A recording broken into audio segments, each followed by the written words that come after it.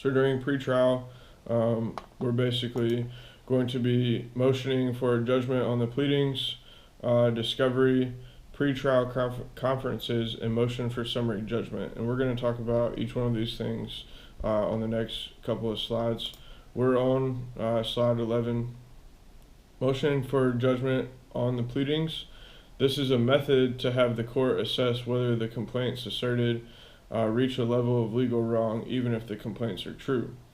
So if in this case, Pete makes a complaint that Doug caused the damage to his aircraft, and Pete's complaints are true that there was an incident on the taxiway and Doug was involved, it doesn't necessarily mean that there's legal value high enough to allow the lawsuit to continue. So essentially in this, the motion is to assess by the court whether or not this even needs to go to court or not. So Doug can say, hey, will you take a look at all this and just tell me now if this belongs in court or it doesn't? Because the court may say this is child's play and there's no legal wrong that has occurred, and then it isn't going to go to court at all. All right, so discovery. This process is one of the longest processes of the pretrial. Discovering basically the evidence on either side of the case. So Doug is going to have the opportunity to look at what Pete's going to say and his evidence against him, and then he's going to be able to work to counter it, and then Pete's going to be able to see Doug's evidence that's countering his evidence.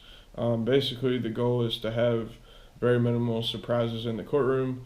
Obviously, if you have a big piece of evidence that you're going to admit, from a strategic standpoint, lawyers and parties try to kind of keep that concealed so that when all of this comes out in court, there is less preparation for the defense, or the defense has evidence that the prosecutor doesn't know about. So we have written questions, written requests for evidence, court-ordered physical, mental exams. The court can say, hey, if you're saying that you're crazy and you can't sleep at night, video camera down.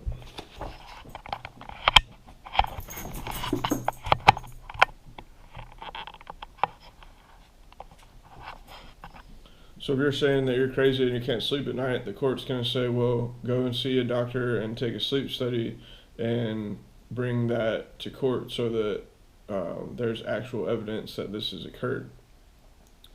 In-person questioning of witnesses, written requests for admissions, all of these things can be used in the discovery to develop a case or the counter to the case. In our case, examples of these things may include mechanical estimates of damage repair, medical documents and bills supporting Pete's claim for physical damage, airport security cameras that may have seen this incident happen out on the taxiway, witness report from the fuel truck driver or the mower out on the airport, because they may have seen what happened and may be valuable evidence in determining who's at fault in this scenario. All right, so pretrial conferences, basically it's a meeting of the trial and accomplishes several things. It's going to set the dates, so this is when we find out when we're going to trial. Completion of the discovery, so whatever hasn't been done, basically jury selection, if a jury is going to be used, so that they're aware, and all of that's taken care of before the day of the trial. Admissions, stipulations of facts, amendments to claims. So it's kind of like the finalization of everything. It's our chance to assess and make changes to our claim if we've learned anything during the discovery.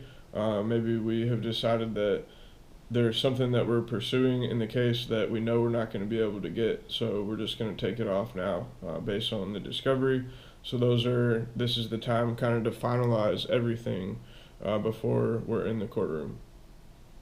Pete, In our scenario, Pete should have provided all documents for the cost of damages, and Doug will have to acknowledge those damages prior to this point. Even though in our scenario, the fault of the damages is left undetermined, which is why we're going to court, right? So Pete is basically saying that this is your fault, and Doug is saying that it's not his fault. All that they've agreed upon is that Pete wants the amount of money that was in the complaint on 1-5. So in figure 1-5. So all that has been admitted to is and understood is the amount that is being claimed and not actually the fault. All right. So a motion for a summary judgment is basically the quick way out. So we have the ability to have what would kind of be the equivalent of a paper trial. Doug could say, hey, I don't want to take all this time off work and come to this trial. I feel like the judge can look at all the documents that are in there, the video of the taxiway and the paperwork for the mechanics, and my witness of the Doug says that the guy mowing the grass says that it wasn't his fault.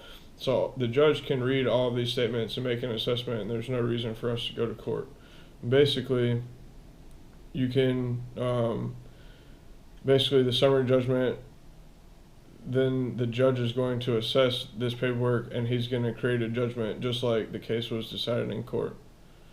If the court denies the motion for this summary judgment, then we're still headed to trial. So basically it's just kind of like a last ditch effort to not go to full-blown court, and it allows the trial to be decided by paper the same way it would have been in the courtroom. There's just no people and no arguing. It's just a basically review of the evidence by the court.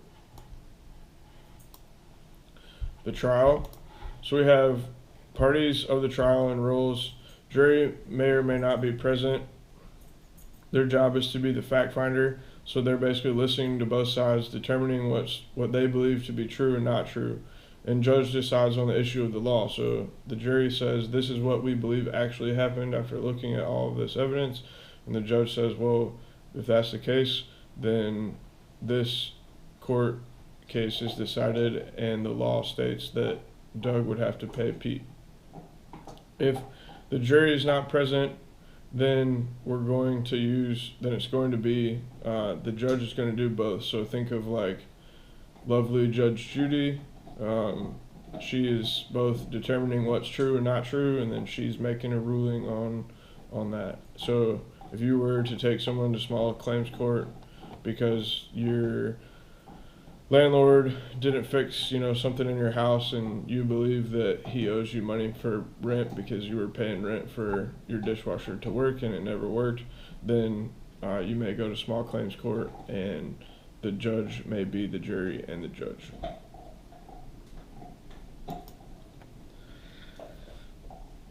Voir dire is the legal term for jury selection.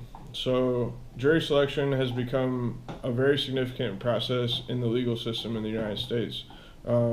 Obviously, if I'm going to be assessed by a jury, I want the jury to be fair and impartial, and I want the best jury that's available to me, and my lawyer is going to look out for me, and the prosecutor or the defendant is going to look out for their side of the case. So today, lawyers have even gone to lengths to hire sociologists and psychologists and other social scientists to assist in selecting the most favorable jury for the case. So obviously, this can be very drawn out, and we may have like 75% of the jury selected, and they keep rejecting the last additional people until they get a member of the jury that they like. So this can just keep going. Trial format. So once we have selected the jury, all of these pre-trial actions have been taken care of. We didn't get a summary judgment. Now we're going to trial. So we're going to go over basically the different steps to the trial and how it goes in order. So trial format, we're on slide 17. Opening statements, overview by both sides of the case on the case that they intend to present. So an opening statement is Basically, both parties are going to say, this is what we want and this is what we saw happen. It's basically the opening paragraph introduction to the big war that is about to ensue in the courtroom.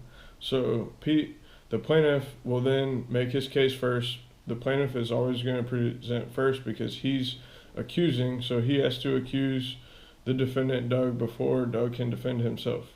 So Pete's lawyer is going to present their opening statement, and then Doug will present his opening statement, and then Pete's lawyer and him are going to present their case against Doug first, and then Pete's lawyer during that process will put witnesses up on the stand or provide the evidence, and then Doug's lawyer will at the time have the option to ask questions, which is called cross-examination.